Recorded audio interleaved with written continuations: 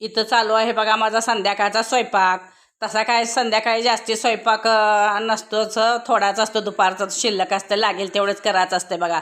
मग बघा मस्तपैकी असं मी शेवग्याची शेंग, डाळ, टोमॅटो घालून असं पातेल्यामध्ये शिजवून घेऊन छान अशी आमटी केले होते बघा. आणि तोंडी लावायला टोमॅटोची फोड पण ठेवले होते, कैरीची फोड ठेवले होते. कारण शक्यतो दुपारी असली कैरी चटणी आमटी ते पण असं छान लागते, पण संध्याकाळचं काय आंबट खाऊ वाटत नाही. म्हणलं कैरी नको, मग ककडी पण घेतली बघा.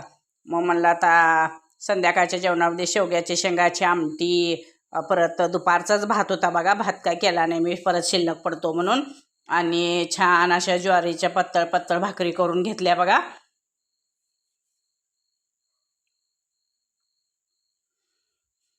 हे बघा भात थोडासा जेवण झालं, एक दोघं जण जेवणार होते, थोडासा भात पण शिल्लक होता. नंतर ना मग भाकरी करून घेतल्या बघा अशा. मग म्हणलं चला आता जेवण करून घ्यावं. तर मग बघा संध्याकाळचा जेवणाचा असा आहे बेत. एकच नंबर असं जेवण लागतं बघा. या जेवण करायला. कोणाकोणाला असं आमटी भाकरी आवडते कमेंट करून सांगा आणि चॅनलला सबस्क्राईब करा.